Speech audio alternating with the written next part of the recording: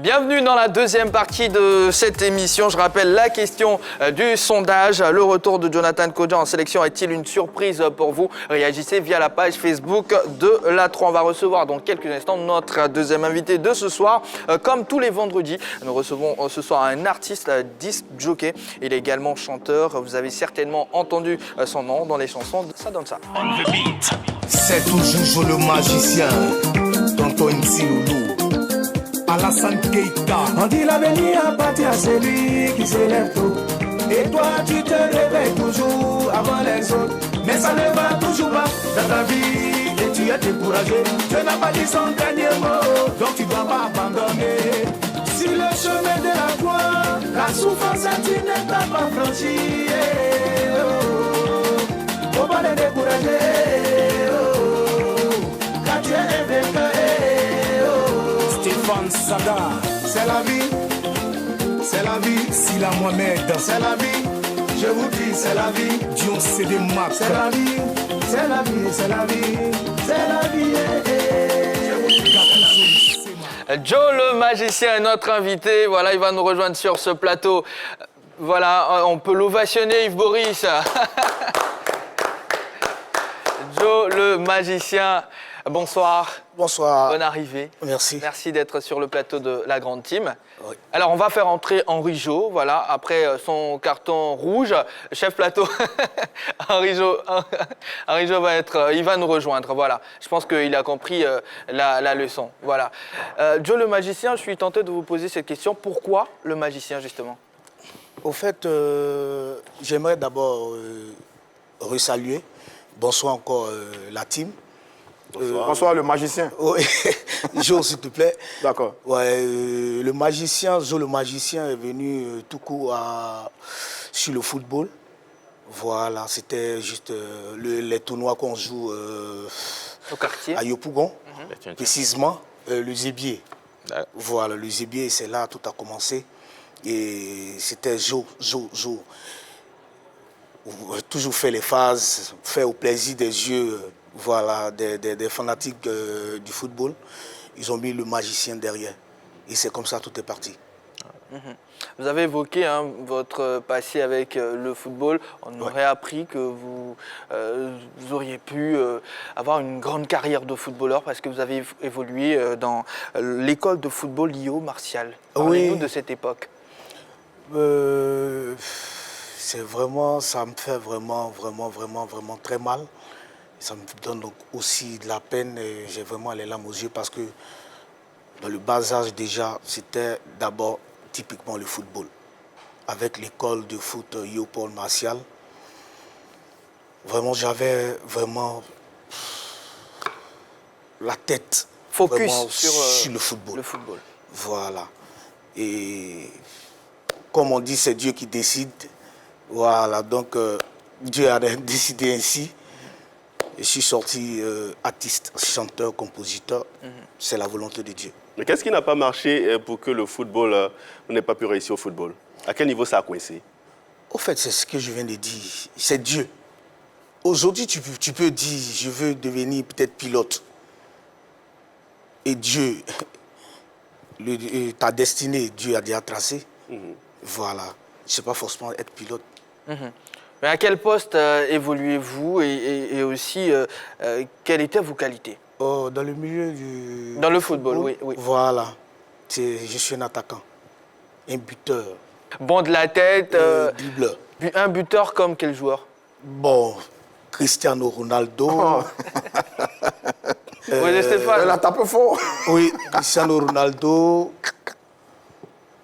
Adebayor Shei, Eto'o-Fils, Didier Drogba, Yannick Bolasie, tous les grands, en fait, tous les grands. Vous avez évoqué le nom de Dieu, Oui. ce qui a fait que vous n'avez pas pu réussir au football, mais est-ce que la musique n'a pas un brin de responsabilité dans tout ça? Non, la musique n'a rien, la musique n'a rien touché à ma vie. Hein.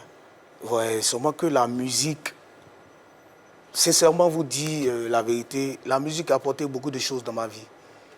La musique a apporté beaucoup de choses dans ma vie. Je pouvais être peut-être si vous me permettez, si peut-être vous me permettez de dire, peut-être je pourrais être un voleur, un braqueur. Après le football, si je n'ai pas réussi dedans, et la musique a pris le dessus, je rends gloire à Dieu. Voilà, donc, Et Dieu merci, vous n'êtes pas devenu tout ce que vous venez de citer. Voilà. Alors, ce week-end, il y aura des matchs en Europe et comme tous les vendredis, nous prenons la direction des 5 grands championnats d'Europe.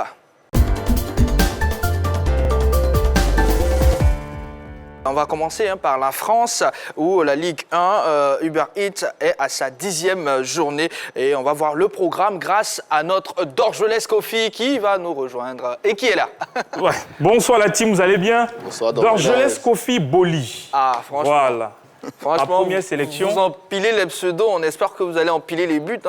Oui. Côte d'Ivoire, Madagascar, c'est dans pas Oui, longtemps. Boli marquera, Haller marquera. Ah, Vous d'accord. connaissez tout le nom de Haller? Sébastien Romain Teddy Haller. Donc il y a comme un peu à la Drogba. Ah, Tebili, Teddy, ouais, il y a des similitudes. On espère Bonsoir qu'il la sera team, vous allez bien? Oui, ça va, Oui, ça va. bonsoir. Jojo le magicien. Oui. Bon, nous on a un Jojo ici.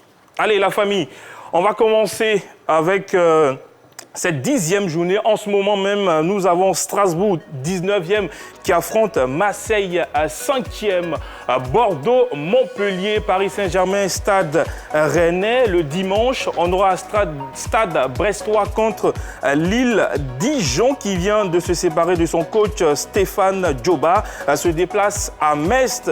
Lens va jouer contre le Stade Rennais. Nîmes, Angers, Nice, Monaco. Lyon 13e reçoit à domicile Saint-Étienne 6e. Henri-Jo, Oui, en France, j'ai retenu 3 rencontres, notamment Rennes, plutôt PSG Rennes, Brest Lille et Lyon Saint-Étienne. Je commence par PSG Rennes. C'est un match du haut du tableau, le 3e face au premier. L'équipe de Thomas Tuchel peut-être pourra compter sur le retour de Kylian Mbappé qui était absent lors de la Ligue des Champions. Mais l'infirmerie du Paris Saint-Germain est toujours remplie, notamment avec Neymar, Icardi, Draxler et Verratti. Donc, ça sera une équipe du Paris Saint-Germain un tout petit peu diminuée face à Rennes qui doit se réveiller, puisque Rennes a été battu en Ligue des Champions par Chelsea 3-0. Donc, il doit vite se réveiller pour faire face aux affaires locales. Et puis, ce match pourrait profiter à Lille. Lille qui se déplace du côté de Brest parce qu'en cas de match nul entre Paris et Rennes et en cas de victoire pour l'équipe de Lille, ça sera la première place pour cette équipe de Lille. Lille en pleine confiance, notamment en championnat. Ils font un très bon début de saison. Et puis, en Ligue Europa, ils ont battu l'équipe du Milan. C'est la grande équipe du Milan ici. Donc, c'est une équipe qui est en confiance et qui se déplace du côté de Rennes. Et puis, le derby le plus chaud de France entre l'équipe de Lyon et l'équipe de Saint-Étienne. Sur les 10 dernières rencontres, 7 victoires pour Lyon, 2 victoires pour Saint-Étienne, un seul match nul. C'est un derby qui promet chaque jour, mais qui finalement souvent c'est remporté par Saint-Étienne, par Lyon plutôt. Donc on espère que cette fois-ci l'équipe de Saint-Étienne va opposer une très très belle résistance à Lyon parce que voilà, depuis le début de la saison ça ne va pas fort à Saint-Étienne et Lyon commence à se retrouver un tout petit peu. Joe le magicien, vous avez une équipe en France? C'est Paris. Paris Saint-Germain? Ouais. Pourquoi pas Marseille? Non, Paris. Parce qu'il y a de beaux jeux, il y a la volonté de gagner avec toutes ces pléiades des stars. Moi, j'aime le beau jeu et le beau football.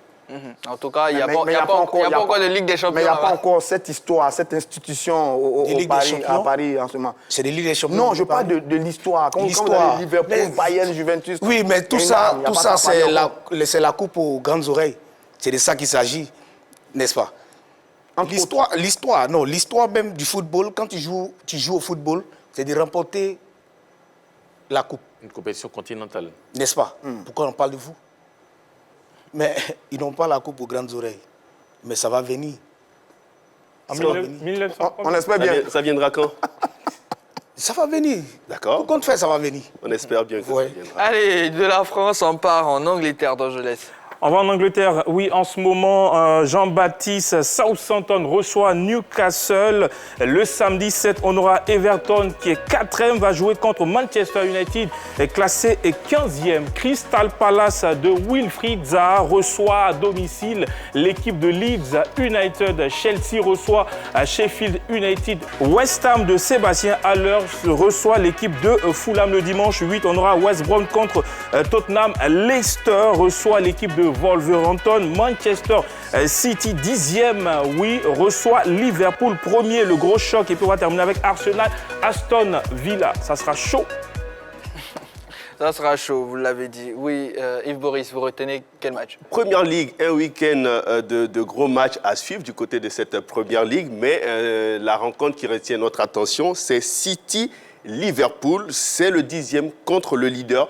Ce sont les 2 derniers champions d'Angleterre de ces 2 dernières années. City, 11 points, avec un match en moins, sera face à Liverpool. 16 points, 5 points séparent ces 2 formations. Dans cette équipe, les joueurs à surveiller du côté de City, ce sera bien sûr Kevin De Bruyne, le milieu de terrain de l'équipe de Belgique, est revenu de blessure. Il est en forme, il a réalisé 2 passes lors du match en Ligue des Champions. Et puis, en face, il y aura un certain Diego Jota, le Portugais, qui reste sur 4 buts sur les 2 derniers matchs disputés avec cette formation de Liverpool. C'est l'homme fort actuellement du côté de cette équipe de Liverpool. Et on n'oublie pas derrière Sadio Mané, Mohamed Salah. Il va falloir compter aussi avec eux dans cette rencontre. Alors City, je crois bien, devrait se méfier de ce déplacement des Reds du côté de City. Ça va être très chaud en Première Ligue. Match à suivre, c'est important. Voilà. Du côté de Manchester. Du côté de Manchester. Allez, joli magicien. Ouais, moi, mon équipe, c'est Chelsea. Ouais. En Angleterre. Ouais, en Angleterre, c'est Chelsea. Ça, on ne peut pas enlever ça dans la tête. Chelsea ou rien. Il n'y a pas eu un certain Didier Drogba qui a fait le déclic? Didier, C'était avant ça. Didier Debili, c'est quelqu'un vraiment qui a donné de l'envie de regarder vraiment le championnat anglais. Et c'est à cause de lui-même que j'ai supporté Chelsea, parce qu'il faut consommer toujours ivoirien. Hein. Voilà. Henri Jo, il y aura également Everton, Manchester United.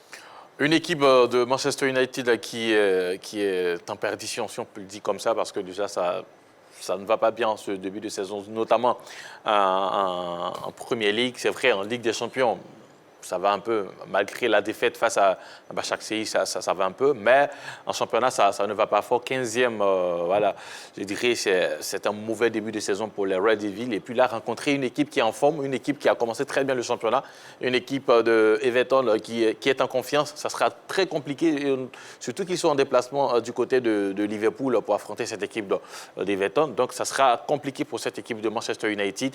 Mais bon, depuis l'arrivée de Ole Gunnar Solskjaer, on a remarqué que les matchs les plus difficiles, il les gagne. Et à contrario, c'est les matchs les plus faciles où on pense que Manchester va pouvoir s'imposer. C'est là que l'équipe paie. Donc, peut-être ils vont mieux considérer cette équipe d'Everton et ils feront un bon match face à Everton à Liverpool. Dorgelès, on part en Espagne maintenant. Vamos, Espagne. En ce moment, nous avons le match entre Elche et Celta Vigo. Le samedi, on aura Eibar qui va se déplacer à Huesca. Le FC Barcelone, 12e, reçoit à domicile le Betis Séville, classé 7e. On aura Séville, Osasuna, l'Atlético de Madrid, 4e, reçoit l'équipe de Cadiz dimanche 8 novembre 2020. Retafe, Villarreal, la Real Sociedad reçoit à domicile Grenade. Levante reçoit Alaves. Athletic Club va se déplacer sur la pelouse de Valladolid. Et puis Valence reçoit le 2e tout simplement de la Liga, le Real Madrid. Voilà, le Real Madrid en tête, comme Dorgelès l'a dit. Oui, Real Madrid, pas en tête plutôt, Real Sociedad. La Real Sociedad est en tête, le Real Madrid est 2e de cette Liga. Allez, je vais vous surprendre, je ne vais pas parler du Real ni du Barça, mais je vais parler de la Real Sociedad, au moins. Real Sociedad, 17 points, accueille cette équipe de Grenade, 6e au classement de cette Liga, 14 points cette formation de Grenade. Et sur les 5 dernières confrontations entre ces deux équipes quand même, c'est 4 victoire pour la Real Sociedad contre 1 pour cette équipe de Grenade. Grenade doit se méfier de 2 joueurs du côté de cette formation de la Real Sociedad qui sont en pleine forme, qui à eux deux totalisent 9 buts inscrits sur les 18 marqués par cette équipe de la Real Sociedad. Il s'agit de Mikel Oyarzabal et puis de Porto. Oyarzabal a marqué 5 buts, Porto a marqué 4. Eh bien, ces 2 joueurs sont très en forme. Ce sont eux qui permettent à cette équipe de la Real Sociedad d'effectuer un très bon début de saison. Donc, Grenade, qui est une équipe quand même qui est en train de jouer un peu les troupes en ce début de saison du côté de la Liga, peut pourquoi pas créer des problèmes à cette formation de la Real Sociedad. Mais j'estime que quand on regarde les confrontations directes entre ces 2 formations et puis le bon début de saison que ces 2 garçons sont en train d'effectuer, je suis quand même curieux de mettre une petite pièce sur cette formation de la Real Sociedad, qu'elle pourra pourquoi pas s'imposer. Mais on ne sait jamais, c'est le football. Il faut toujours se prononcer, mais toujours avec des pincettes. La Real Sociedad possède le meilleur buteur du championnat. Actuellement. Bon, ce match-là ne va pas nous faire oublier les 2 géants quand même de la Ligue espagnole. Parce qu'on a Barça-Betis de Séville, c'est un gros match.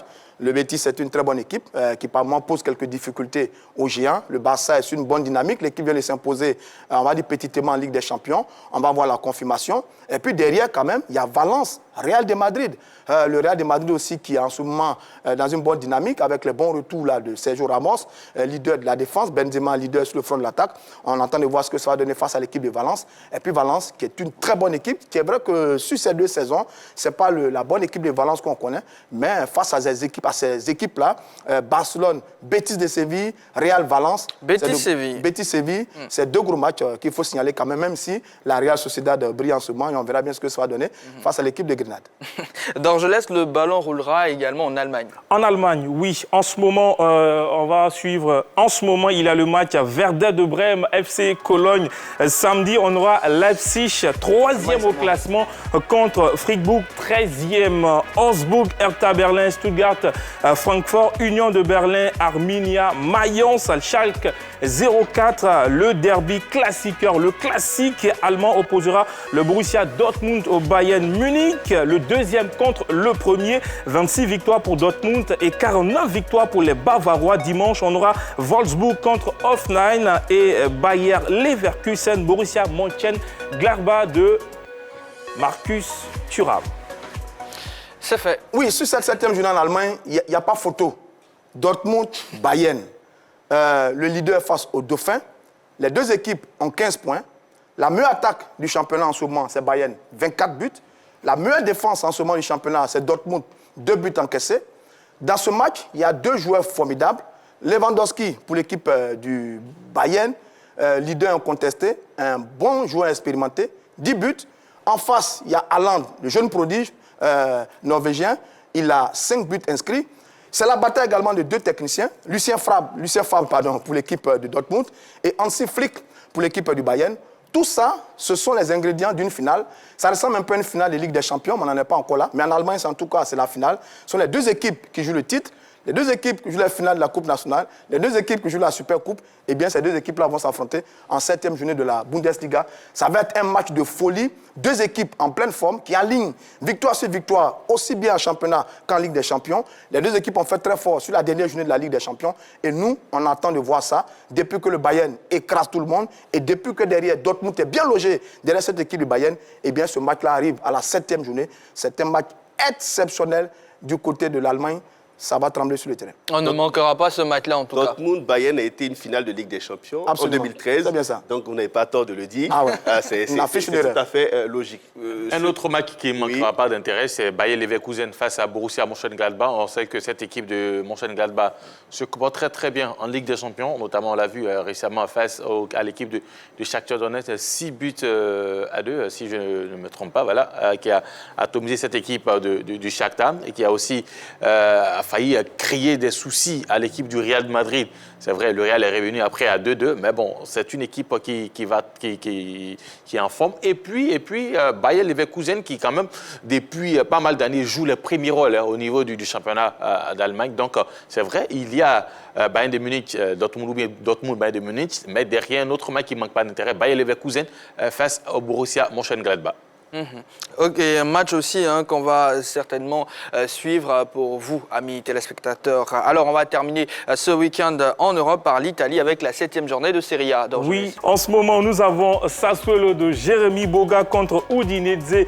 Samedi 7, on aura Cagliari, Sampdoria de Gênes, Parme, de Gervinho contre la Fiorentina de Christian Kouamé. 2 Ivoiriens seront en attraction. Dimanche 8, la Lazio va recevoir la Juventus de Turin. L'Atalanta Bergame 4e reçoit l'Inter de Milan 7e. Torino Crotone, Bologne contre Naples. L'AC Milan 1er au classement reçoit Hellas Vérone 5e à Giuseppe Meazza.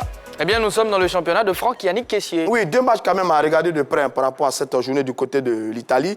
Atalanta-Inter, grosse bataille donc pour le haut du tableau. 2 belles équipes. Atalanta qui fait une très bonne saison, contrairement d'ailleurs aux saisons écoulées. C'est pas très fort, mais enfin bref, l'Inter est là, toujours derrière cette équipe de la Juventus de Turin. Et puis on aura Lazio-Juve.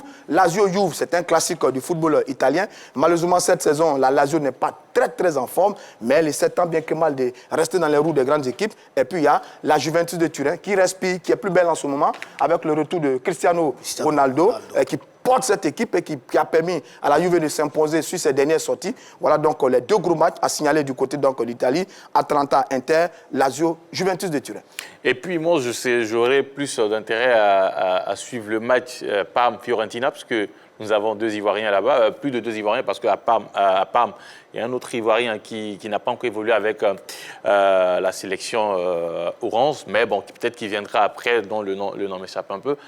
Gervinho face à Christian Kouamé, ça sera un duel entre attaquants ivoiriens. Gervinho sur le côté, Christian Kouamé par moment, sur le côté par moment, au niveau de l'axe central de l'attaque de la Fiorentina. Donc un match à suivre avec beaucoup d'intérêt, parce qu'après ce match, les 2 viendront pour l'équipe nationale où on va jouer face à Madagascar. Donc on suivra avec beaucoup d'attention les performances de ces 2 joueurs. Eh bien, on n'oublie pas la performance de Gervinho lors de la 6e journée. On suit face à l'Inter de Milan, face à l'Inter. Et je le disais, Antonio Conte avait mis Gervinho sur sa shortlist. Et peut-être cette fois-ci, en partir de janvier, croyez-moi, Gervinho, c'est pas sûr qu'il reste toujours du côté de Parme. Alors, voilà ce qu'on pouvait dire dans l'avant-match pour ce week-end. On va recevoir Jojo pour la déconnade juste après ceci.